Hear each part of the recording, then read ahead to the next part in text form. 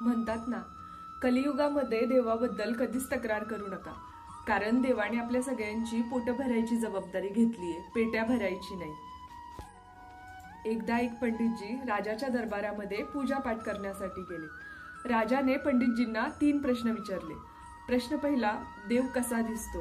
प्रश्न दुसरा, की देव कुठपर्यंत बघू शकतो? आणि प्रश्न तिसरा, की देव काय करू शकतो? पंडितजीने राजाकडून विचार करण्यासाठी काही वेळ मागून घेतला. राजाने पंडितजींना 1 महिन्याचा वेळ दिला. पंडितजी घरी आले आणि विचार करू लागले, पण त्यांना या 3 प्रश्नांची अचूक उत्तरे मिळेनाशी झाली. जसा जसा वेळ निघून चालला होता तशी पंडितजींची चिंता वाढू लागली होती. पंडितजींना एक मुलगा होता जो विद्वान आणि फार हुशार होता. त्यांनी पंडितजींना विचारलं, बाबा काय झालं?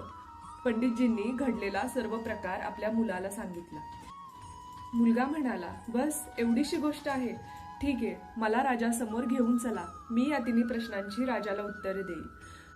1 महिना संपल्यानंतर पंडितजी आपल्या मुलाला घेऊन राजवाड्यामध्ये गेले.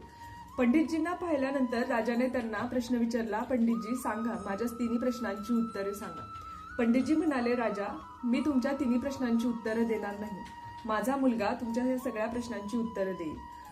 पंडितजींनी असं म्हटल्यानंतर राजाने त्या पंडितजींच्या मुलाला विचारलं की सांग, माझ्या प्रश्नाचं उत्तर काय आहे? पंडितजींचा मुलगा म्हणाला, कमाल आहे राजा तुमची, तुमच्या दरबारामध्ये अतिथी आलेत आणि तुम्ही त्यांचा आदर सन्मान करायचं ठेवून त्यांना प्रश्न विचारायला सुरुवात केली. राजाला या गोष्टीची थोडीशी लाजच वाटली. राजाने 2 दुधाचे ग्लास मागवून घेतले. दुधाचे ग्लास आल्यानंतर पंडितजींचा मुलगा त्या दुधाच्या ग्लासामध्ये हात घालून काहीतरी शोधू लागला. राजाने त्याला विचारलं, काय झालं, तू काय शोधत आहेस?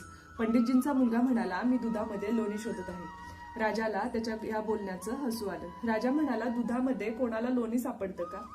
लोणी मिळवण्यासाठी दुधाला आधी दही बनवावं लागेल आणि दही घुसळल्यानंतर आपल्याला लोणी मिळेल. पंडितजींचा मुलगा म्हणाला, राजा हेच तर तुमच्या पहिल्या प्रश्नाचं उत्तर आहे. प्रत्येक आत्म्यामध्ये परमात्मा आहे, पण त्याच्यासाठी तुम्हाला ध्यान करावं लागेल, काही नियमांचं पालन करावं लागेल, त्यांना प्रसन्न करावं लागेल आणि तेव्हा कुठे तुम्हाला देव दिसेल. राजा खुश झाला. राजाने मुलाला दुसऱ्या प्रश्नाचं उत्तर विचारलं. मुलगा म्हणाला, मला पेटवलेली एक मेणबत्ती आणून द्या. राजाने पेटवलेली मेणबत्ती आणण्याची व्यवस्था केली. मेणबत्ती आल्यानंतर मुलाने राजाला विचारलं, ही रोशनी कुठपर्यंत जात आहे? राजाने सांगितले, ही रोशनी 4 बाजूला पसरलेली आहे. मुलगा म्हणाला, राजा हेच तर तुमच्या दुसऱ्या प्रश्नाचं उत्तर आहे. देव हा 4 बाजूला बघत असतो. आपल्या कर्मावरती क्षणोक्षणी देवाचं लक्ष असतं. राजा खुश झाला. राजाने तिसरा प्रश्न विचारला की देव काय करतो? हे ऐकताच पंडितजींचा मुलगा म्हणाला, हा प्रश्न तुम्ही मला गुरु म्हणून विचारताय की शिष्य म्हणून? राजा म्हणाला, मी हा प्रश्न तुम्हाला शिष्य म्हणून विचारत आहे. पंडितजींचा मुलगा म्हणाला, अरे वा, मग शिष्य सिंहासनावरती बसलाय आणि गुरु हा उभा राहिलाय. हे ऐकताच राजाला त्याची लाज वाटली. राजाने ताबडतोब आपले सिंहासन सोडून खाली आला आणि पंडितजींच्या मुलाला म्हटला की तुम्ही ह्या सिंहासनावरती बसा. जेव्हा पंडितजींचा मुलगा सिंहासनावरती जाऊन बसतो त्यावेळी राजा त्याला सेम प्रश्न विचारतो.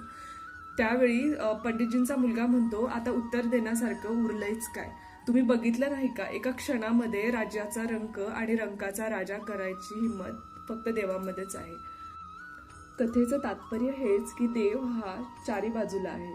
क्षणाक्षणाला आपल्या कर्माचा हिशोब हा होत आहे आणि जर तुमचा देवावरती अतूट विश्वास असेल तर रंकाचा राजा व्हायला जास्त वेळ लागणार नाही. धन्यवाद.